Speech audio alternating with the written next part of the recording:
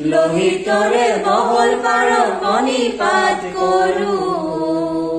জন্ম ললো ইয়াতে ইয়াতে যেন মৰো জন্ম ললো ইয়াতে যেন মৰো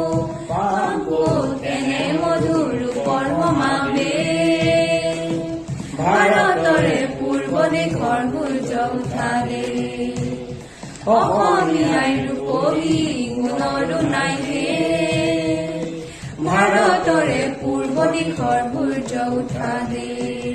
অসমীয়াৰ ৰূপহী গুণৰো নাই হে ভাৰতৰে পূৰ্ব দিশৰ সূৰ্য উঠালে